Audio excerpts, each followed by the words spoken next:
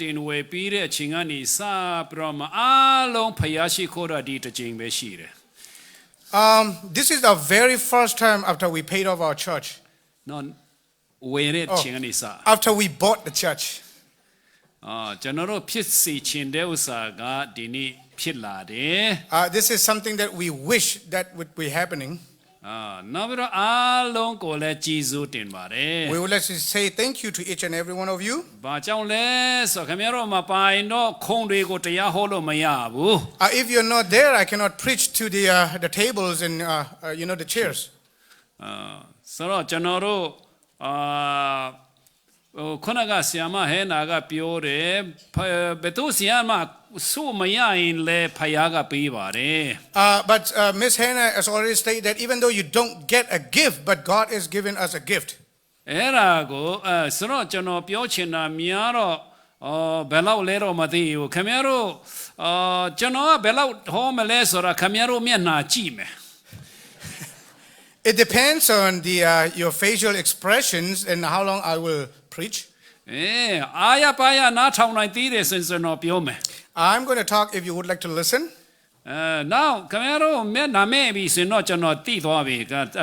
နားဖို့လို့ပြီဆိုတာ If your facial expression is not that good, then I know that that's a sign to stop.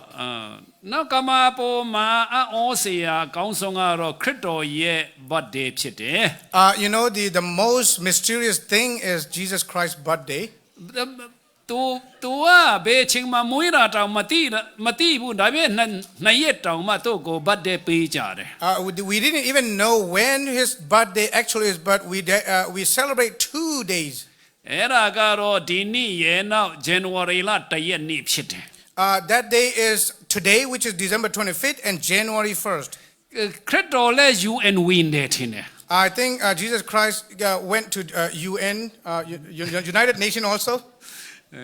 အဲ့ဒါကြောင့်သူလည်း birthday နှစ်ရက်ရှိတယ် Maybe that's why he has 2 birthdays as well. Now လောကမှာဥစားလေအာနာရှိတဲ့လူတွေကြီးမားတဲ့သူတွေများစွာမွေးဖွားခဲ့ပြီးပြီ There are so many people who is very powerful in this world. သူတို့ရဲ့မွေးနေ့တွေကိုကျင်းပကြတယ် They celebrate their birthday. ဒါပေမဲ့သူတို့တည်ပြီးတဲ့နောက်ပိုင်းမှာဆိုရင်ပျောက်သွားကြတယ် After they die, they don't celebrate that anymore. ဒါပေမဲ့ခရစ်တော်ကတော့သူခုထိသူ့ရဲ့မွေးနေ့ကိုကျင်းပနေကြသေးတယ် But Jesus Christ, we still celebrating their birthday. ဒါပေမဲ့ခုကတော့ကျင်းပပေမဲ့လို့သဘောတရားပဲဖြစ်တော့တယ်သူ့နာမည်တောင်မပါတော့ဘူး Even though we celebrate his birthday, but his present we don't really care. His name. အခုဆိုရင်one day ဆရာကောင်းတာကခရစ်စမတ်ပွဲလေကျင်းပသေးတယ်ခရစ်တော်မပါတော့ဘူး Even though we celebrate Christmas, but Jesus Christ is not there actually. အဲ့ဒါတခါတော့ကJohn ဆိုတဲ့လူငယ်လေးကိုသူ့အဖေက birthday ပွဲလုပ်ပေးတယ် One day there was the person called John. He was celebrated his birthday. Now တညလုံးသူတို့ကခုံကြပျော်မျိုးကြရက်တောက်ကြတယ် They were dancing around, like drinking and parties the whole night. Now ရောမှသူကအေးမယ်ဆိုပြီးတော့မှအပြင်မှာထင်းတော်ယူတယ်လေမီ fireplace မှာမီစိုက်ဖို့ရတွေ့ John stepped out to get to collect the woods so that he will be able to do at the chimney. ဒါပေမဲ့သူ့တငယ်ချင်းတွေကမူးနေကြတယ်ဆိုတော့ John ဘယ်ရောက်သွားမှမသိကြဘူး But the friends, they did not know where John went because they were drunk. နောက်ပြီးတော့သူတို့အေးတယ်ဆိုတော့တကားပိတ်လိုက်တာသူ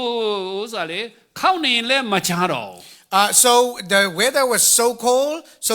even though John knocked the door, but they didn't open. They didn't hear. အဲ့ခါမှာသူတို့ကဘာကြောင့်မသိတော့တာလဲဆိုတော့သူတို့ကပျော်မြူးနေကြတယ်မူးနေကြတာကို They didn't hear because they were happy and they were drunk. အဲ့ဒါကမနေ့4နာရီလောက်ရောက်တဲ့ခါကျတော့အဖေက John သူ့သားကိုစုပြီးတော့မယ်ဆိုတဲ့ခါJohn လာပါလို့ပြောတဲ့ခါမှာသူမပေါ်လာဘူး So by the time, I mean, it's around 4 in the morning, and his dad was supposed to give him a birthday present, and then they were looking for John, but he wasn't there သူလာ anymore. သူအားလုံးကလာလိုက်မယ်လို့ပေါ်လာလိုက်မယ်လို့ထင်တာမပေါ်တော့ဘူး But everybody expect John to come in, but they didn't see him anymore. ဒါနဲ့သူတို့အင်တာတွေမှာအခန်းတွေမှာနေရာတကာရှာတာမတွေ့ဘူး They checked everywhere, but they didn't find him. အဲ့ဒါနောက်ဆုံးကျတော့ပြင်များရောက်သွားသလားဆိုတော့သူတို့တကားဖွင့်တဲ့အခါမှာသူကတကားနာမှာတည်နေပြီ They thought that he might step out, and then when they opened the door, I mean, John was dead already, found dead ဘာ outside. ကြောင့်လဲဆိုတော့အေးလုံးလို့ခဲသွားတယ်လေ Because he was frozen due to the coldness. John မပါဘဲနဲ့သူတို့ birthday ပွဲကျင်းပနေကြတယ် They were celebrating birthday without John presence. ကျွန်တော်တို့လည်းခရစ်တော်မပါဘဲနဲ့ Christmas လုပ်နေကြသလား Are we celebrating Christmas without Jesus Christ? အဲ့ဒါလို့ဆိုရင်တော့ဝမ်းနေစီရနဲ့နေကုန်းချုပ်ရလိမ့်မယ် If that is the case, the conclusion is not going to be good. အဲ့တော့ကြောင့်ကမ္ဘာပေါ်မှာ Christmas နေ့မှာတည်တဲ့လူတွေရှိတတ်တယ် That's why there are so many people who died on Christmas. သူတို့အရက်တောက်ကျိုးပြီးတော့မူးပြီးတော့ရံဖြစ်ဖြစ်မလဲကားတိုက်ပြီးတော့တည်တတ်ကြတယ် Maybe because they were drunk, and then they were drunk and drive, and then they got an accident, they got crashed, and they died. သူတို့ကခရစ်တော်ပါเสียမလို့ခရစ်တော်မပါတဲ့ Christmas ပွဲကျင်းပနေကြတယ် They were celebrating the without the birthday boy who is Jesus Christ. They were celebrating Christmas. ကျွန်တော်တို့ရောဒီနေ့ခရစ်တော်ပါရဲ့လား How about us? Is Jesus present in us? ကျွန်တော်တို့ကျမ်းတပိုက်ကြည့်ရအောင်သူမရတဲ့လူတွေအတွက်ဒီခရစ်တော်ကအများကြီးယူလာတယ် You know, for those people who does not get received, Jesus brought a lot of gift. ကျွန်တော်ယောဟန်အခန်းကြီး1 16ကြည့်ရအောင် John chapter 1 verse 16. ဒီဥစ္စာကဟိုဥစ္စာခရစ်တော်လာရခြင်းအကြောင်းရင်းထဲက40တခုမြောက်ဖြစ်တယ် This is one of the 48 reason and the 41st one. ကျွန်တော်ဖတ်ပေးမယ်နော်ထိုသူဤပြည့်စုံခြင်းမှလည်းဂျေဇုတပါး၌ထပ်ဆင့်၍ဂျေဇုတပါးကိုငါတို့ရှိသမျှဒီခံရကြပြီ John chapter 1 verse 16. Out of his fullness we have all received grace in place of grace already given. ဂျေဇုတပါးပြီးတပါးလို့ပြောတယ် It says grace in place grace after grace. မြန်မာလိုကတော့ငါတို့ရှိသမျှလို့အထူးပြောထားတယ် And especially in Burmese it says we all receive. တယောက်မှမရတဲ့လူမရှိဘူး There's no one who does not receive. And now ဂျေဇုကလည်းတပါးပြီးတပါးလို့ပြောတယ် And grace is said grace after grace. ဒါကြောင့်ဒီနေ့အဲ့ဒီဟာတွေမရတဲ့လူရှိကြပါလား Is there anyone who does not receive that gift? ကျွန်တော်တို့စုတစ်ခုပဲရကြသလား Or you just receive only one gift? လူတွေပေးနိုင်တာကတော့ပြန်ပြတ်သွားနိုင်တဲ့ဥစ္စာဖြစ်တယ် For the gift that you get from the human being, it can be disappear. ဖယားပေးတဲ့ဥစ္စာကထာဝရတည်တတ်တဲ့ဥစ္စာတွေပါတယ် But the gift that God given you, it will last eternally. ဒါကြောင့်ခရစ်တော်ပါလာတဲ့စုကိုရဖို့ရန်ပြင်ဆင်ထားပါ That's why prepare to receive the gift given by God. ယေရှုခရစ်ပါလာတာဒါဆိုရင်ဘာပါလာသလဲ If that's the case, then what gift he bring? ဒီမှာငါတို့ရှိသမျှဆိုတဲ့အတွက်ကြောင့်ခလေးလေးတွေလည်းရတယ်နော် In the Bible it says we all, so therefore kids also is included. ခမရမရရင်တော့ခမရမျက်စိကန်းလို့ဖြစ်တယ် If you don't receive it, that means you're blind. နောက်ဘာကြောင့်လဲဆိုခမရကယူမဆိုင်လို့မယူလို့ဖြစ်လိမ့်မယ် Maybe because you don't care and you don't take it. ဒါဆိုတော့ခရစ်တော်ကယူဆောင်လာတာအများကြီးပဲ But Jesus Christ brought a lot. အဲ့ဒါကိုအကုန်ရယူကြရအောင် Try to get all of it. ကျွန်တော်တော့အဲ့ဒါတွေအများရထားတော့ကျွန်တော်ဘယ်မှာထားမှန်းမသိတော့ I receive a lot of it and I don't know where to store them. နောက်တချို့တွေကဒီမှာမထားခြင်းဖို့ကျွန်တော်ကောင်းကင်ပို့လိုက်တယ် Some of that I don't want to store on the earth, so I put them on, like in heaven. ဘာကြောင့်လဲဒီမှာလောအကုန်လုံးမယူရလဲဆိုတော့ တခုကခိုးမယ်လေ Why is that? Because the thief can steal those. နောက်ပြီးတော့မှတန်ကြီးပူရွတွေကကြိုက်စားမယ်လေ It can be taken away. ဒါကြောင့်ကျွန်တော်ကောင်းကင်မှာထားတယ် Therefore, I store in heaven. ဖယားပေးတဲ့ဥစ္စာမှန်သမျှမြေကြီးပေါ်မှာမတုံးချင်ဖို့ကောင်းကင်ပို့လိုက်တယ် Everything that God have given to me, I don't want to store in here, but store in the အဲ့ heaven. ဒါလည်းသူကိုယ်တိုင်ကသင်ပေးတာ This exactly what his Jesus တ teaching န် was. ကြီးပူရွဖြစ်စီတခိုးရိုရာမြေကြီးပေါ်၌ဘာနာမစည်းဖူးကြနဲ့လို့သူပြောတယ်လေ Especially do not store on the earth. That's what exactly he said. အဲ့ဒါကြောင့်ဒီကညီကိုမောင်နှမတွေသားသမီးတွေလည်းကောင်းကင်မှာစုကြရအောင် Therefore, we should store in heaven. လောကမှာအကုန်မယူနဲ့နော် Don't take into the world. ကောင်းကင်ပို့လိုက်ပါ Store in the heaven. ဘယ်လိုလုပ်ပို့မလဲ How do we store? ကျွန်တော်တို့ကောင်းတည်တဲ့အခါမှာအကောင့်ထဲမှာငွေရွှေငွေတွေနော်တခါတည်းနဲ့လောကပစ္စည်းတွေကိုအကောင့်ထဲမှာထည့်တာနဲ့ကောင်းကင်မရောက်နိုင်ဘူး I mean, especially when we die. I mean, like in the casket, if we put the jewelry and stuff like that, but that doesn't mean that it go to heaven. ကျွန်တော်တို့ကောင်းကင်ကအသက်ရှင်တော့ပဲပို့လို့ရတယ်တည်တဲ့အခါယူသွားလို့မရဘူး When we die, we don't. We can store only while we are alive. အဲ့ဒါဘယ်လိုလုပ်ကောင်းကင်ကောင်းကင်မှာဘယ်လိုလုပ်ကျွန်တော်တို့စီးစိမ်ဥစ္စာတွေကိုပို့နိုင်သလဲဆိုတော့အဲ့ဒါပြောမယ် I'm going to talk about how can we store in heaven. မြေကြီးပေါ်ကနေကောင်းကင်တက်မဲ့အရာကဝိညာဉ်ပဲဖြစ်တယ် The only thing that will going to heaven would be our spirit. အဲ့ဒီဝိညာဉ်တွေကိုများကောင်းကင်ပို့လိုက်ပါခင်ဗျားဗန္တာလဲကောင်းကင်ရောက်သွားလိမ့်မယ် That's why we have to send so many souls to heaven. အဲ့ဒါကြောင့်ကျွန်တော်ရှိတဲ့ပိုက်ဆံလေးတွေကိုကျွန်တော်အတတ်နိုင်ဆုံးကောင်းကင်မှာပျောက်ဆုံးဝိညာဉ်ဖန်တဲ့နေရာမှာပဲသုံးချင်တယ် That's why all the money that I use for the lost souls, because the only souls will go to heaven, and that's the only thing that we can store. အဲ့ဒါကြောင့်ခင်ဗျားတို့လည်းအလုံးလိုက်အခဲလိုက်ရမပေးနိုင်ကြဘူးလေ We won't be able to give a big portion of it. ဒါကြောင့်ကျွန်တော်တို့တစ်လမှာ30လား20လား50လားပို့လို့ရတယ် That's why you can contribute even like $10, $20, and $30 to the missions. အဲ့ဒီပိုက်ဆံတွေကပျောက်ဆုံးဝိညာဉ်တွေဖမ်းမယ် Those money will look for the lost souls. အဲ့ဒါကြောင့်ဒီမှာကျွန်တော်တို့ထေဆရာကိုဂျော့စ်နဲ့ဆက်သွယ်ကြပါ Please contact me, George. ကျွန်တော်ဆိုရင်အလှလက်ဒီမှာမပေးတော့ဘူးလဆင်ပဲနှုတ်လိုက်လို့ပြောလိုက်တယ် So I don't. I mean, like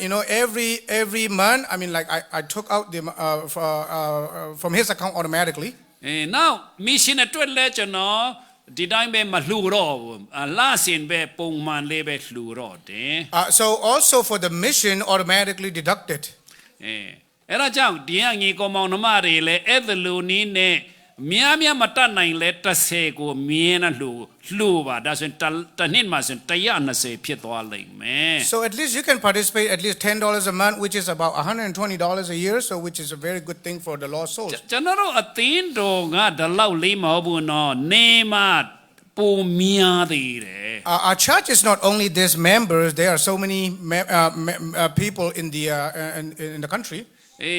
အခုဆိုရင်1600ကျော်လောက်ရှိပြီ There are about 1,600 members. အဲ့ဒါတွေအကုန်လုံးဒီမှာစုမယ်ဆိုမဆက်တော့ဘူးအဲ့ဒါကြောင့်ဖြန့်ထားတာ If we need to combine together, we are not going to fit in this. So therefore, it's in pretty much everywhere. အခုလာမဲ့လမှာလဲကျွန်တော်တို့ Texas Midland မှာဖွင့်ရုံးမယ်အသင်းတော်သစ် We are going to establish a new church in Midland, Texas in January. March လကျရင် Chicago မှာစတင်မယ် In March, there will be another church opening service in the Chicago. နောက်ပြီးတော့ April လကျရင် Salt Lake City မှာကျွန်တော်တို့ဖွင့်ပွဲလုပ်အောင်မယ် And in the month of April, there will be another church in the Salt Lake City. ကျွန်တော်တို့ကောင်းကင်ကြည့်တတ်တယ်လေလင်းပြန်လေးတွေတက် လေးနဲ့တန်းစီပြီးတော့မှလာတတ်တယ် When you look at the heaven, you see like small plane flying around there. ဒါတော့တဆင်းပြီးတဆင်းလာတဲ့အခါမှာနောက်ကနေပြန်တယ်သူတို့ကလည်းလမ်းကြောင်းရှိတယ် They have their own way. The airplane have their own way. ချက်ချင်းမတွေ့ရဘူးဝီးသေးတာလေဒါပေမဲ့တဆင်းရောက်လာပြီဆိုနောက်ကနေတဆင်းလာပြန်ပြီအဲ့ဒါတွေ့ရတယ် And after one's arrive, and then we can see another one because they use their own path. အဲ့ဒါလို့ပဲအခုအတင်းကျွန်တော်တို့အတင်းတော်တွေလေအခု January မှာစင် Midland ဖက်ကနေဖွင့်မယ် The same thing happening. We are going to establish a new church in Midland, Texas. Now March လာမှာ Chicago မှာ In March in Chicago. Now April last so in Salt Lake City ပဲကျွန်တော်တို့သွားမယ် Salt Lake City in April, the month of April. အဲ့ဒါပြီးတော့ Illinois the Rock Island Illinois မှာဖြစ်နိုင်တယ်တိလေးပဲရှိသေးတယ် And then after that, it probably will be in Rock Island, Illinois. နောက်ပြီးတော့ရှိသေးတယ်တခြားနေရာတွေမှာ We still have some more coming. အဲ့ဒါကြောင့်ဒီကညီကောင်မောင်နှမမီးကောင်းကင်မှာဘန္တာဆုဖို့ရတွေ့ကျွန်တော်ဖိတ်ခေါ်ခြင်းတယ် That's why I would like to invite each and every one of you to participate in that mission. နောက်ပြီးတော့ခရစ်တော်ကပေါ်လို့စီမှာပြောလဲဆိုတော့ရယူချင်းတဲ့ပြီးတော့သူကပုံမင်္ဂလာရှိတယ်လို့ပြောတယ် Jesus said to Paul, he said, someone who give out to someone else, you will get blessing. အဲ့ဒါကိုကျွန်တော်တို့ဘယ်မှာတွေ့ရတယ်လဲဆိုတော့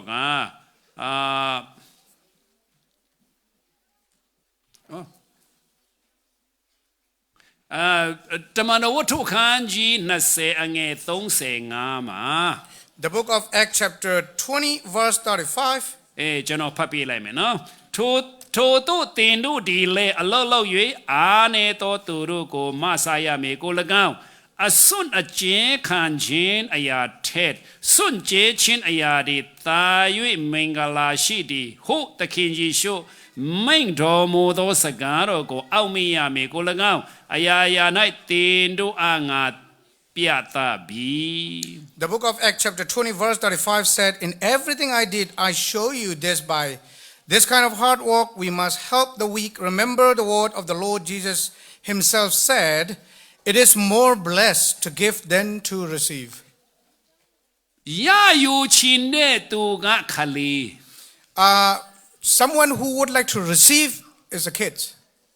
ပေးခြင်းတဲ့သူကမိဘ Someone who would like to give is the parents. ရင့်ကျက်တဲ့လူကပေးခြင်းတယ် For people who is mature, they would like to give them out. မရင့်ကျက်သေးတဲ့လူတွေကတော့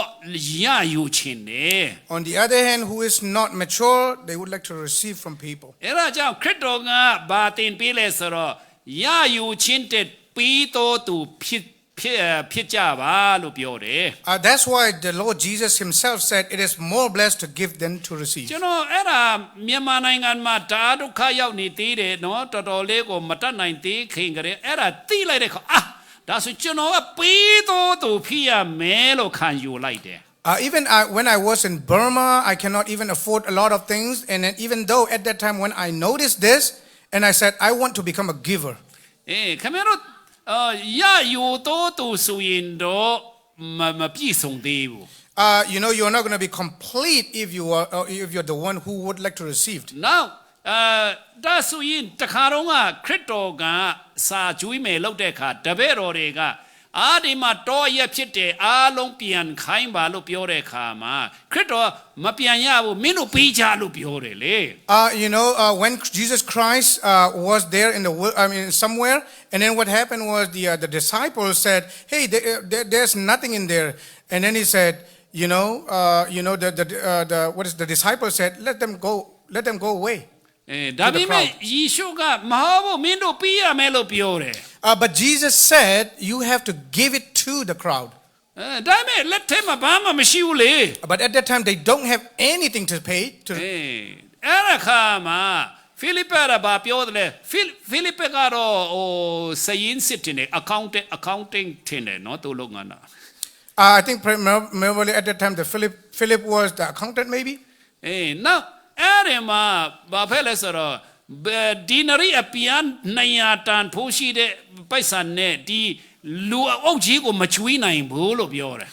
You know, how could that be possible to feed with the 200 denaries? ဒါပေမဲ့ခရစ်တော်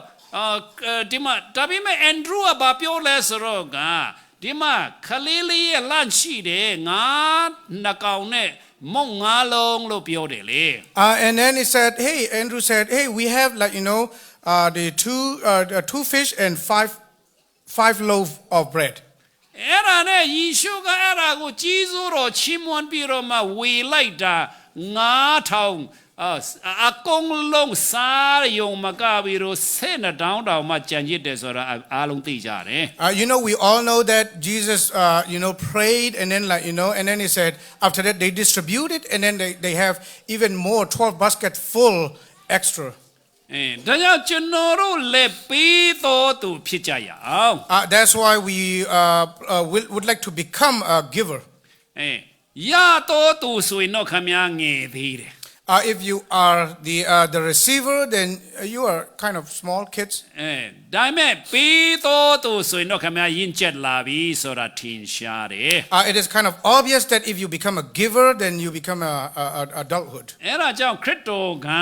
ပေးတော်ရတော်သူထက်ပေးတော်သူဟာမင်္ဂလာရှိတယ်လို့ပြောခြင်းဖြစ်တယ် That's why Jesus said it's more blessed to give them than to receive. ကျွန်တော်ကခရစ်တော်နီလန်းကိုလိုက်တဲ့အခါမှာပေးတော်သူအမြဲတမ်းဖြစ်ခြင်းတော့ဖခင်ကပေးစရာအမြဲတမ်းကျွန်တော်လက်ထဲမှာပေးတယ် Because I follow Jesus' instructions because I always give to some other people. အခုတချို့ကျွန်တော်တို့ကရယူတော်သူအမြဲတမ်းဖြစ်ခြင်းနဲ့နော်အလကားရတာအမှန်တမ်းယူတယ်နော် We would like to receive any free things that we can possibly Food get. bank ကနေတော်လကောင်နော်ပြမ WIC ကနေတော်လကောင်နေရကာကနေပြမအခမဲ့ရတယ်ဆိုအကုန်ယူခြင်းတယ်စားမစား We would like to get anything that is free, even from the food bank or WIC and stuff like that. ဒါကျွန်တော်တို့အဲ့ဒီဥစ္စာကခံယူချက်ပဲနော် It's just what you think. ကျွန်တော်တို့ဘယ်လောက်ပဲအခမဲ့ပေးတယ်ဆိုရင်လည်းတန်းတော်မစီဘူးတော်လည်းမယူဘူးလူအိုင်တော့ယူမယ်လေမလူရင်မယူဘူး Even though they are giving out for free, but if it is not necessary for me, then I'm not going there to get it. ကျွန်တော်တို့မြန်မာနိုင်ငံသားတွေကဒီနေရာမှာမကဘူးနေရာကမှာကျွန်တော် mission church တွေကျွန်တော်သွားတဲ့ခါမှာသူတို့လည်းမစားတဲ့ဥစ္စာတွေအရှောက်ယူကြတယ်နော် Even when wherever I go, it's like especially for Burmese people, we try to get a free gift, something that we didn't even take it, we didn't even eat them. ဘာတွေယူလဲဆိုပေးမျိုးယူကြတယ်တန်ဖိုးတွေယူကြတယ်နောက်ပြမတို့မစားနိုင်တဲ့ဥစ္စာတွေယူကြပြီးတော့ဒီတိုင်းပဲအိမ်မှာတူထားပြီးတော့မှ expire ဖြစ်ကုန်တယ်လေ All the beans, all kind of canned food, everything that we get it for free, we store them and it expired and we just need to throw them away. အဲ့ဒါကြောင့်ဆရာမကနေပြီးတော့မှကဲမင်းတို့မဆိုင်လေယူလာခဲ့ဆိုတော့သူကအကုန်လုံးစုထားတာ That's why Miss Hannah collect the extra one she collected. အဲ့ဒါကျွန်တော်သဘောပေါက်တာကမြန်မာပြည်သားတွေကတဒေါင်းစားစိတ်ရှိတယ် That's why we have some kind of the mind of beggar. ကျွန်တော်တို့တဒေါင်းစားစိတ်ကနေပြတော့တထေးစိတ်မွေးရအောင် we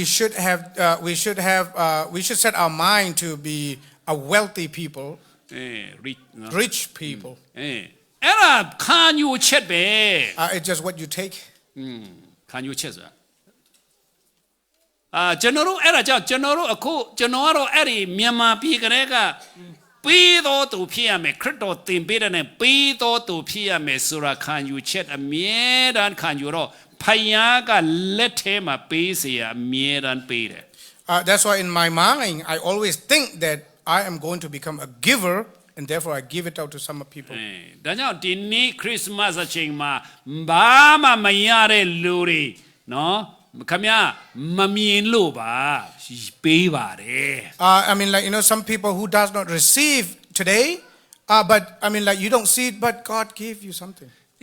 ဟာဂါလေဟာဂရလေသူ့တခင်နဲ့ဌာနနဲ့ပြီးသွားတဲ့အခါထွက်သွားတဲ့အခါမှာယေရှိပါရဲ့တဲ့မမြင်ဘူးအဲ့ဒါကြောင့်မျက်စိကန်းတယ် When Hagar was away from his masters, even though there is water, she did not see. Why is that? Because she was blind. ဖယားကမျက်စိပွင့်စေတဲ့အခါမှာမြင်လာတယ်နော်ရေတွေ့တယ် But when God opened her, then she found the water. အဲ့ဒါကြောင့်ကျွန်တော်တို့ကောင်းကြီးမင်္ဂလာကိုရယူတော်သူကြီးရပဲမဟုတ်ဘဲနဲ့ဖယားတင်နဲ့ယူပြီးတော့မှသူမြတ်ကိုဝင်ရတဲ့သူဖြစ်ရအောင် That's why all of us, we should receive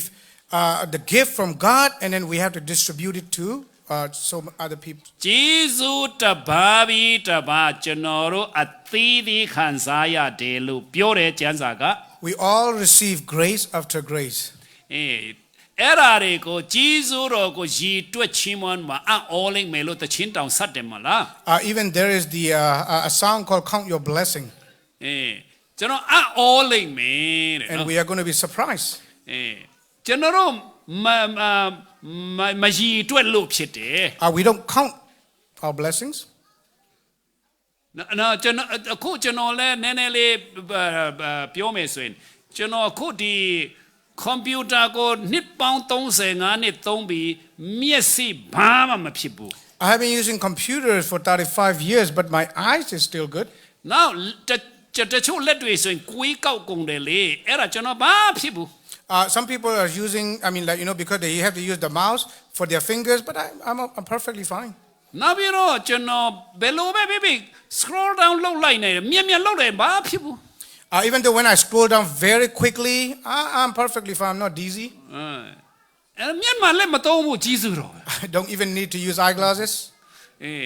အဲ့ဒါဖယားရဲ့ကောင်းကြီးဖြစ်တယ်ကျွန်တော်စောင့်ရှောက်တတ်လွန်းလို့မဟုတ်ဘူး These are all the blessings of God. အဲ့ဒါကြောင့်ကျွန်တော်ကဖယားသခင်နိုင်ငံတော်အတွက်ပြန်သုံးတယ်လေ That's why I reuse it for the glory of God. ဘယ်လိုသုံးတာလဲဆိုတော့ကျွန်တော်စာရေးတယ် How do I use it? Because I wrote a letter. ကျွန်တော်ရေးတဲ့ခါမှာလွယ်လွယ်လေးနဲ့ရေးတယ် When I write, it's very easy for me. ဒါအဲ့ဒီမှာရေးတဲ့ဥစ္စာတွေကိုသူများကတောင်းတဲ့ခါမှာယူလို့ရမလားသုံးလို့ရမလားဆိုရတယ်ကြိုက်တဲ့လောက်သုံးသွားလို့ Every article that I wrote, I mean, some people ask me, "Do you can we have it?" And I just said, I distribute them. copy လုပ်လို့ရသလားရတယ်လို့ And they said, "Can we copy it?" And I just said, "Okay, go ahead, copy it." no ဆရာနာမည်မပိုင်ကိုရသလားရှိရတယ်လို့ And he said, we're not gonna give a credit to you. And I said, "It's okay, don't worry." အဲ့ဒါကြောင့်သူတို့နေရာတကာမှာရှောက်တော့သုံးကြတယ်လေ That's why they use it everywhere. ဖယားပေးတဲ့ဥစ္စာကိုကျွန်တော် freely နော်အခမဲ့ပြန်ပေးတယ် What God have given to me, and I give it even back for free to ဒီ people. နိုင်ငံမှာဆိုရင်အဲ့ဒါမလုပ်ကြဘူးနော် And especially in this country, they don't do this. ဒီစာပေလုပ်ငန်းပိုင်းဆိုင်ရာလဲအလုပ်တစ်ခုနာနီနဲ့သူတို့ယူဆတယ် Especially some kind of the writing and articles and stuff like that. This is a big job. အဲ့ဒါကိုခွင့်ပြုချက်မရဘဲနဲ့သူတို့နော်မပိုက်ဆံမပေးဘဲနဲ့သူများမပေးချင်ဘူး They don't want to give out for free. ဒါပေမဲ့ကျွန်တော်တော့ဖယားပေးတယ် free နဲ့ကျွန်တော်ရတယ် free နဲ့ကျွန်တော်ပြန်ပေးတယ် God is giving it me to free, and then so I distribute it for free as well. စာအုပ်နဲ့ထုတ်ရင်လေခင်ဗျားတို့ခိုးသွားတာတွေလည်းရှိမယ်ကျွန်တော်ကယူမဆိုင်ဘူး If I publish it, people are going to lose it and take it away, so I don't do that. ဥမာစပွဲပေါ်မှာတင်တယ်လေမခိုးကြဘူးနော် Even there are so many books over there in the Oling hong aro khore lo pyo re to. someone get it? ဒါပေမဲ့ကျွန်တော်ကယူမဆိုင်ဘူးတို့ယူသွားရင်လည်းရတယ်လူတွေကေတင်ချင်းတော့ရောက်ဖို့ပဲအရေးကြီးတယ် As long as people got saved, that's all matter. ကျွန်တော်စရင်တွက်မနေဘူး I don't count. နောက်ကျွန်တော်ဘာမှဥစ္စာဖျားပေးတဲ့ဥစ္စာပိုက်ဆံပဲဖြစ်စာအုပ်ပဲဖြစ်နော်ပစ္စည်းပဲဖြစ်ကျွန်တော်စီကနေခင်ဗျားတို့ခိုးနိုင်ခိုးသွားကြ Even my money or even everything that I have, if you want to steal it, go and steal it. ဘာကြောင့်လဲဆိုတော့ဖ ဖယားကပေးတယ်လေအခမဲ့နေရတယ်အခမဲ့နဲ့ပြန်ပေးရမယ်လို့ပြောတယ်လေ I get it for free, and so I want to distribute it for free. စာကြီးတွေကလည်းကျွန်တော်တို့ပိုက်ဆံမရဘူးတော့သူတို့ပိုက်ဆံမရဘူးတော့စာကြီးတွင်းတွေကကျွန်တော်တို့ကယူတယ်ကြိုက်တဲ့လောက်ယူပြမှကျွန်တော်တို့လည်းပြန်ပေးဖို့လိုတယ် Even a spring water, it never. So the same thing, we receive it for free, so we get it for free as well. ဒါကြောင့်ကျွန်တော်အဲ့ဒါဖယားရဲ့နီလန်ဖြစ်တယ် That is the method of Jesus Christ. ဖယားသခင်နာဆိုရင်အခမဲ့ခရစ်တော်ကိုကျွန်တော်တို့ပေးတယ် God has given us Jesus Christ for free. ခရစ်တော်ထဲမှာအကုန်လုံးကောင်းကြီးမင်္ဂလာတွေရပါပြီးပြီ All the blessings is with Jesus Christ. လူတယောက်အတက်လူအပ်တဲ့ဥစ္စာအလုံးခရစ်တော်ထဲနဲ့ပါပြီးပြီ Everything that we need from the human being is in Jesus Christ. တထေးကြီးနဲ့ရပြီးမှတော့ဘာမှမပူပင်ရတော့ဘူး If we have a million or billions, then why do we need to worry about anything? ခရစ်တော်ထဲလောကတထေးကတော့ကျွန်တော်တို့ကိုအမြိုင်ကောင်းလေကောင်းစားစေနိုင်ပါတယ် The rich people might be able to promote us to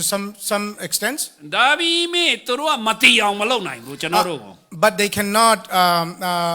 They cannot. But we are going to die anyway. နောက်ပြီးတော့မှကျွန်တော်မနာအောင်လဲသူတို့ကကာကွယ်လို့မရကုလို့တော့ကုတခါတော့ပေးနိုင်တယ်ဒါပေမဲ့မနာအောင်တော့မလုပ်နိုင်ဘူး They cannot protect us from being sick. ဒါပေမဲ့နောက်ပြီးတော့မှထာဝရအသက်လည်းမပေးနိုင်ဘူး They cannot give us the eternal life as well. ခရစ်တော်မှာတော့အကုန်ပါတယ် But in Jesus Christ, everything is included. ဒါပေမဲ့ကျွန်တော်တို့ကခရစ်တော်စီမှာမတော်မဲနဲ့ company စီမှာပဲတအားကိုးတယ်နော် But very sadly, we don't want to go to Jesus Christ, but we only went to the company. company မှာလည်းမလောက်ရဘူးလို့တော့မဆိုလို့ခရစ်တော်ယူလေ But I mean, that doesn't mean that you don't need to walk at the company, but take the Jesus Christ with you. ခရစ်တော်ကိုအသုံးပြုလိုက်တဲ့ဆိုရင်အရာခတ်သိမ်းဖြစ်တယ် Use Jesus Christ, and that is everything. ခရစ်တော်၌အကုန်လုံးပေးထားပြီးပြီကျွန်တော်တို့ In Jesus Christ, everything is given. ယခုလောလောဆယ်အတွက်တော်၎င်းနောင်တမလုံးဘဝအတွက်တော်၎င်းအကုန်ပြည့်စုံတယ် It is complete even now and for the future as well. နော်ကျွန်တော်ကောင်းအချက်များစွာပြောရင်ခင်ဗျားတို့မေ့သွားမှာဆိုလို့ဒါလောက်နဲ့ပဲပြောမယ် I can talk about so many reasons and stuff there, but I'm just going to talk about this. ဘာကြောင့်လဲဆိုတော့ခင်ဗျားတို့များသွားရင်လည်းမေ့သွားမယ် When we give you a lot and you will forget. ကျွန်တော်တို့ buffet စားတဲ့အခါမှာအကုန်လုံးလောဘကြီးတော့အကုန်လုံးကပါစက်ထဲမှာရတာမတွေ့တော့ When you eat buffet, you eat everything and it doesn't taste good anymore because you put everything in. မင်းတို့နဲ့ကြတော့တခုတည်းပဲယူစားတဲ့အခါမှာအရသာခံနေ With the menu, I mean, you pick what you want and then it is tasty. ဒါကြောင့်ကျွန်တော်များများမပြောတော့ယောဟန်အခန်းကြီးဘယ်လောက်ထဲလဲတေးအငယ်16မမေ့တဲ့နော် So I don't talk about much today, but just only thing is John chapter 1:16 is what we went through. ဂျေဇုတပါးပြီးတပါးထို့သောပြည့်စုံခြင်းမှာလည်းဂျေဇုတပါးပြီးတပါးငါတို့ရှိသမျှဒီခံရကြပြီတဲ့ And it says we all receive grace after grace. အဲ့ဒါကြောင့်မရရင်ခမည်းပဲမျက်စိကန်းတာ If you don't get that grace, that means you're blind. နောက်ပြီးတော့ခမည်းကိုယ်တိုင်ကပဲမရှာတာမငတ်တာ but for yourself, I mean, that doesn't mean you are not thirst for that also. အဲ့ဒါကြောင့်ဒီနေ့ခရစ်စမတ်အချိန်မှာဂျေဇုတပါးပြီးတပါးရတော့သူအရောက်တိုင်းဖြစ်ပါစေ In Christmas season, especially today, anybody who listen get grace after grace. နောက်ပြီးတော့ပြီးတော့သူဖြစ်ကြရအောင် And let's become a giver. နောက်ပြီးတော့ကျွန်တော်တို့ပေးတဲ့ဥစ္စာတွေလည်းကောင်းကင်ရောက်အောင်ကိုပေးရအောင် And when we give, it should be for the heavenly things. ကောင်းကင်မှာစုထားမှာပဲထာဝရကာလတိုင်အောင်ကောင်းခြင်းမင်္ဂလာဖြစ်မယ် Only if you store in heaven, then that will last. ကျွန်တော်တို့ကောင်းကင်မှာခရစ်တော်ပြောတယ်လေတင်တို့ဘာန္တာရှိတဲ့နေရာမှာတင်တို့စိတ်နှလုံးရှိတယ်လို့ပြောတယ် Wherever your heart is, and so wherever your money is and your heart is there. ဒါကြောင့်ကောင်းကင်မှာပတ်စံပူပါဒါဆိုရင်ခင်ဗျားတို့ကောင်းကင်မှာဆွဲလန်းမယ် That's why, I mean, it's like if you would like to store your treasures in heaven, then your heart is going to be there. မြန်မာပြည်ပို့ရင်တော့မြန်မာပြည်မှာပဲစိတ်ဆွဲလန်းမှာနော် If you send your money to Burma, then your mind and your heart is going to be in Burma. ဘန္တာကိုဒီ south side မှာပဲမြုပ်ထားရင်တော့ဒီအဲ့ဒီမှာပဲခင်ဗျားတို့ဆွဲလန်းမယ် If you use your money in the south side Indiana only, then the heart is going to be there only. ကောင်းကင်ပို့ပါ That's why let's send to heaven. အားလုံးရယူကြရအောင် Let's receive all နောက်ပြီးတော့မှပြန်ပေးရအောင် and give them all. ကောင်းကင်ရောက်မဲ့နီလန်းမှာများများသုံးရအောင် Let's use all your money, all our treasure, all our energy toward the heaven. အဲ့ဒါလောက်နဲ့ပဲဆုံးသက်မယ်ရောက်တိုင်းဖျားကောင်းချီးပေးပါစေ May God bless you all.